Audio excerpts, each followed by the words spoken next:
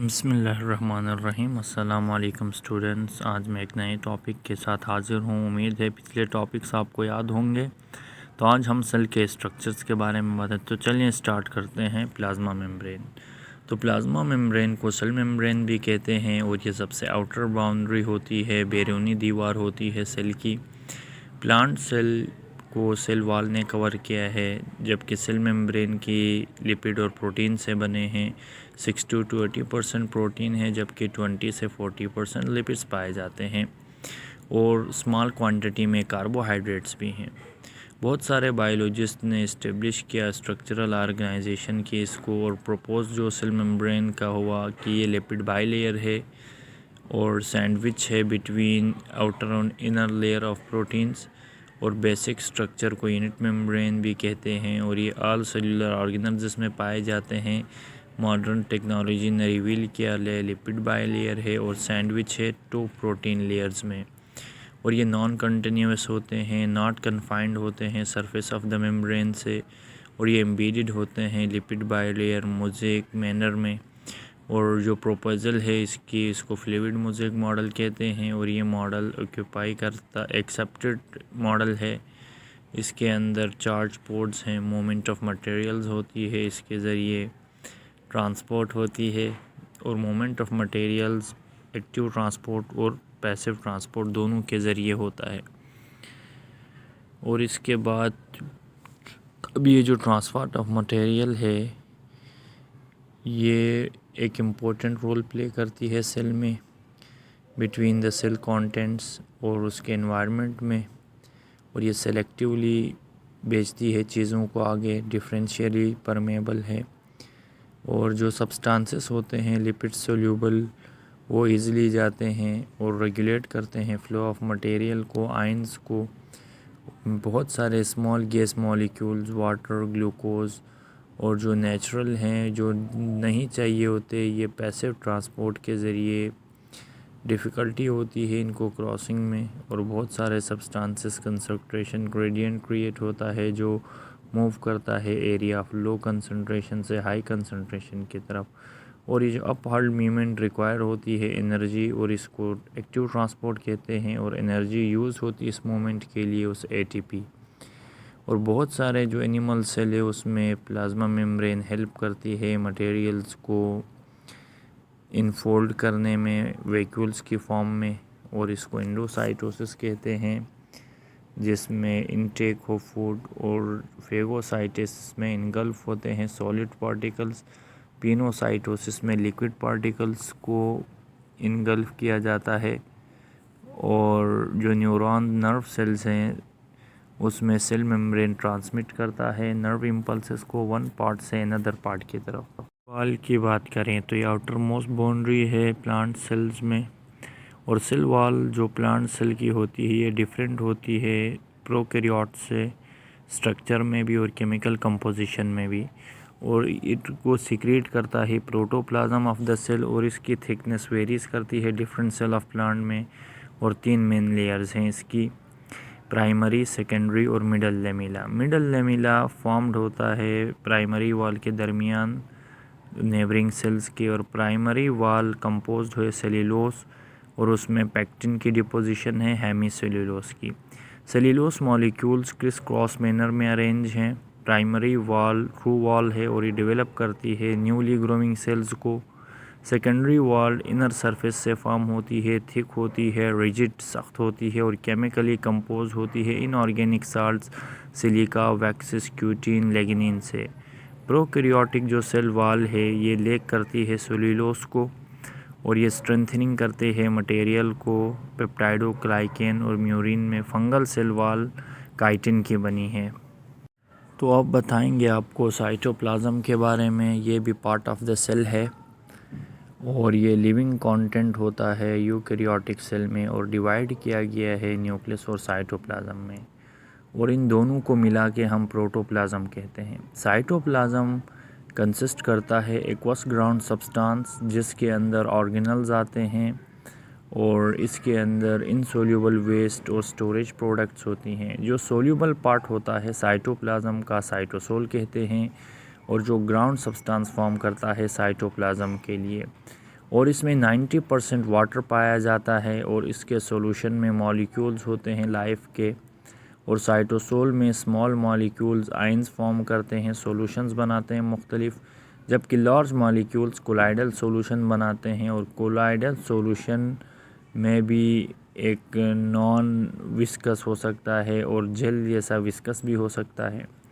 और most important function जो है यहाँ पे ये स्टोर हाउस ऑफ केमिकल है और ये साइट होता है मेटाबॉलिक प्रोसेसेस के लिए, जैसे ग्लाइकोलाइसिस है। लिविंग सेल्स में साइटोप्लाज्म कंटेन करता है, शामिल करता है organelles, endoplasmic reticulum, mitochondria, plastid, nucleus, lysosome, centrioles वगैरह।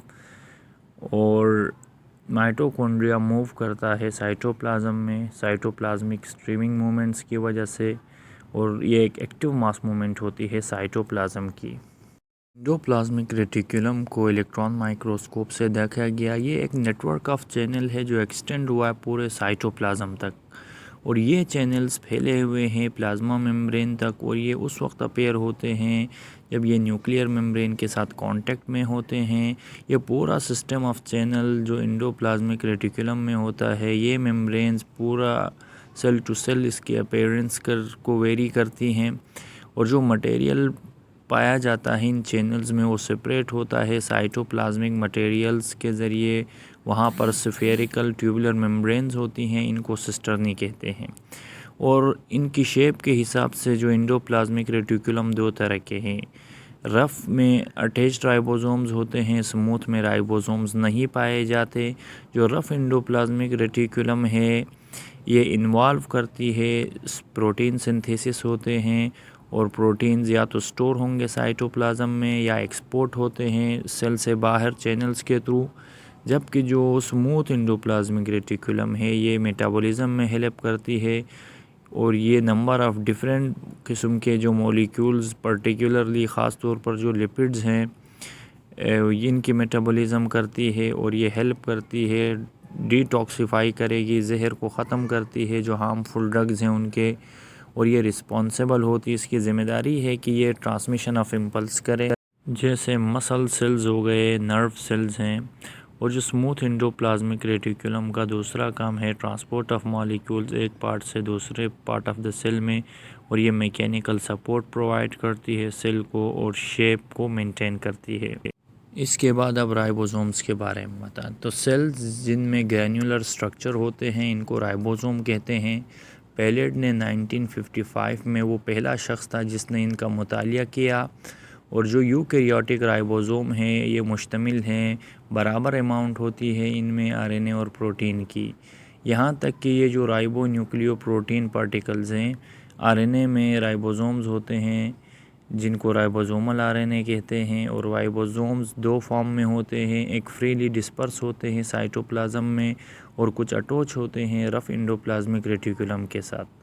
और ईच यूकैरियोटिक जो राइबोसोम में दो सब यूनिट हैं, एक लार्जर सब यूनिट सेडिमेंट है जिसमें 60 स्वेटबर्ग्स यूज़ होते हैं अल्ट्रा सेंट्रीफ्यूजन में, जबकि जो स्मॉलर सब यूनिट सेडिमेंट्स हैं इनमें 40 ऐसे दो सब यूनिट्स अटैच्ड होते हैं एक दूसरे के साथ, और अटैचमेंट को कंट्रोल करते हैं मैग्नीशियम आयंस। और राइबोसोम अटैच होते हैं मैसेंजर आरएनए के थ्रू, वहाँ स्मॉल राइबोसोमल आरएनए होता है। और जो ग्रुप ऑफ राइबोसोम जब अटैच हो मैसेंजर आरएनए के साथ, इनको पॉलीसोम कहते हैं। और जो न्यू राइबोसोम्स वहाँ तरतीब में आ जाते हैं न्यूक्लियोलस में, न्यूक्लियस के, और वहाँ से ये ट्रांसपोर्ट होंगे साइटोप्लाज्म के थ्रू। और ये फैक्ट्री ऑफ राइबोसोम है in the nucleolus, while protein synthesis of ribosome करते हैं। गोल्जी ऑपरेटस को डिस्कवर किया था गोल्जी ने 1898 में। ये ऑपरेटस पाया गया यूकैरियोटिक सेल में। इसमें स्टेक्स होते हैं जो कि फ्लैट होंगे, चिपटे हुए, मेम्ब्रेन बाउंडेड सेक्स होंगे, इनको सिस्टर्नी कहते हैं। और ये सिस्टर्नी मिल के एसोसिएट होते हैं वेजिकल्स में, इनको गोल्जी कम्प्लेक्स कहते हैं। ये एक कॉम्प्लेक्स सिस्टम है, निज़ाम है जिसमें ट्यूब्स वगैरह होती हैं, सेक्स होते हैं वहाँ पे। और ये सिस्टर्नी स्टेक कंटिन्यूसली फॉर्म होती हैं वेजिकल्स के मिलने से, फ्यूजन से, और budding of smooth endoplasmic reticulum से। और जो आउटर कन्वेक्स सरफेस है वो फॉर्म करती है फेस को। कनकेव सरफेस मैच्योरिंग फेस होता है, वहाँ पे सिस्टर्नी ब्रेकअप होती है वेजिकल्स में। और ये पूरे जो स्टेक्स में नंबर ऑफ सिस्टर्नी होते हैं जो मूविंग करते हैं इनर सरफेस तक। गोल्जी ऑपरेटस का जो काम है ये सिक्रेशंस में है, और सिक्रेशन वो प्रोडक्ट्स होती हैं जो सेल में बनती हैं राइबोसोम के, फिर ये आगे पास होती हैं एंडोप्लाज्मिक रेटिकुलम के ज़रिए और गोल्जी ऑपरेटस के ज़रिए। अब यही सिक्रेशन कन्वर्ट होती हैं फिनिश प्रोडक्ट में, फिर इनकी पैकिंग होती है इनसाइड द मेम्ब्रेन। एक्सपोर्ट से पहले जैसे मेमल्स में जो पेंक्रियास सिक्रीट करता है ग्रेन्यूल्स को जिनमें एंजाइम्स होते हैं जो डाइजेशन में हेल्प करते हैं, तो Golgi complex formation of granules करता है प्रोटीन्स और enzymes which have to be transported out of the cell, जिनको बाहर जाना होता है सेल से गोल्जी ऑपरेटस के थ्रू जाएंगे। और जो इम्पोर्टेंट फंक्शन है ऑपरेटस का वो है मॉडिफाई करता है प्रोटीन्स और लिपिड्स को, ऐड करता है कार्बोहाइड्रेट्स और कन्वर्ट करता है इनको ग्लाइकोप्रोटीन और ग्लाइकोलिपिड्स में। लाइजोसोम भी साइटोप्लाज्म के ऑर्गेनल्स हैं, डिफरेंट हैं एक दूसरे से मार्फोलॉजी में, और ये सेपरेट कंपोनेंट होते हैं। और इनका पहला नाम डी ड्यूव ने 1949 में दिया। लाइजोसोम्स वो सेल्स होते हैं जो इमीडिएटली इनगल्फ करते हैं या ब्रेक डाउन करते हैं जो डाइजेस्टेबल सेल्स होते हैं, और ये प्रोसेस फैगोसाइटोसिस कहलाता है। ये सेल के अंदर हो रहा होता है लाइजोसोम्स में। ये सबसे ज़्यादा पाए जाते हैं एनिमल सेल्स में जहाँ फेगोसाइटिक एक्टिविटी होती है। और ये सिंगल मेम्ब्रेन होते हैं, सिंपल सेक्स है, यहाँ पे फॉस्फेट होते हैं ज़्यादातर, और हाइड्रोलाइटिक एंजाइम होती हैं। ये एंजाइम सिंथेसाइज होते हैं रफ एंडोप्लाज्मिक रेटिकुलम में और गोल्जी ऑपरेटस में प्रोसेस होते हैं, और प्रोसेस्ड एंजाइम्स फिर बर्ड होते हैं ऑफ होते हैं गोल्जी वेजिकल से, और ये प्राइमरी लाइजोजाइम कहलाता है। और ये लाइजोसोम कंटेन करता है एंजाइम जो डाइजेस्ट होते हैं फेगोसाइटिक एक्टिविटी के थ्रू। डीडीएव और कोवर्कर्स ने इसको अलग किया 1965 में लिवर सेल्स और टिश्यूज़ से। और यहाँ ऑक्सीडेटिव एंजाइम्स बहुत ज़्यादा हैं, जैसे परऑक्सीडेज, केटालेज, ग्लाइकोलिक एसिड, ऑक्सीडेज और इसी तरह दूसरे एंजाइम्स। नेम पेरोक्सिसोम पड़ा क्योंकि यहाँ पर जो ऑर्गेनल्स हैं स्पेसिफिकली ये यानी डीकम्पोज भी करते हैं, फॉर्मेशन भी करते हैं हाइड्रोजन पेरोक्साइड की। ये सिंगल मेम्ब्रेन हैं, साइटोप्लाज्मिक ऑर्गेनल्स में इनक्लोज हैं, प्लांट एनिमल सेल्स दोनों में पाए जाते हैं। और ये ऑक्सीडेज या कैटेलेज इस वजह से कहते हैं क्योंकि इनमें हाइड्रोजन पेरोक्साइड होता है। और ये 0.5 माइक्रोमीटर होते हैं डायमीटर में, और ये प्रोटोजोन्स में पाए जाते हैं ईस्ट में, और बहुत सारे हायर प्लांट्स के सेल्स में पाए जाते हैं। ग्लाइऑक्सिसोम प्लांट ये ऑर्गेनल्स होते हैं जिनमें ग्लाइकोलिक एसिड ऑक्सीडेज होता है, कैटेलेज जिनमें नंबर ऑफ एंजाइम्स होते हैं जो कि फाउंड नहीं करते एनिमल सेल में। ये ऑर्गेनल्स ग्लाइऑक्सिसोम्स कहलाते हैं क्योंकि एबेंडेंट होते हैं प्लांट सीडलिंग्स में, और ये स्टोर करते हैं फैटी एसिड्स को ताकि इससे एनर्जी मिल सके मटेरियल्स को, ताकि वो एक नया प्लांट बना सकें। और जो प्राइमरी एक्टिविटीज़ करते हैं ये सेल, इसमें जर्मिनेटिंग सीडलिंग्स हैं, और ये कन्वर्ट करते हैं फैटी एसिड को कार्बोहाइड्रेट्स में। और ये पूरे साइकिल में जैसे ग्लाइकोलाइटिक साइकिल है, एंजाइम्स लोकेट होते हैं ग्लाइकोऑक्सिसोम में। प्लांट्स की बात करें तो पेरोक्सिसोम इम्पोर्टेंट रोल प्ले करते हैं कैटाबॉलिक और एनाबॉलिक रिएक्शंस में। और सीड्स जो रिच हों लिपिड्स में जैसे कैस्टर बीन है, सोयाबीन, ग्लाइऑक्सिसोम्स जगह होती हैं जहां फैटी एसिड्स ब्रेक डाउन होते हैं सक्सिनेट में। और ये ऑर्गेनल प्रेजेंट होता है during short period of germination of lipid rich seeds, और एब्सेंट होता है लिपिड पुअर सीड्स में जैसे पी वगैरह है। वैक्यूल की बात करते हैं। वैक्यूल प्रेजेंट होते हैं एनिमल और प्लांट सेल्स में, और ये पर्टिकुलरली लार्ज होते हैं, एबेंडेंट होते हैं प्लांट सेल्स में, और ये ऑक्यूपाई करते हैं मेजर पोर्शन। वैक्यूल्स फाउंड होते हैं सिंगल मेम्ब्रेन में, और ये फॉर्म होते हैं कोलिएसेंस स्मॉलर मॉलिक्यूल से। और ड्यूरिंग प्लांट ग्रोथ और डेवलपमेंट वैक्यूल एक्सपेंड होता है विदाउट डाइल्यूटिंग और आल्सो फंक्शन करता है स्टोरेज ऑफ वाटर के लिए और प्रोडक्ट्स के लिए।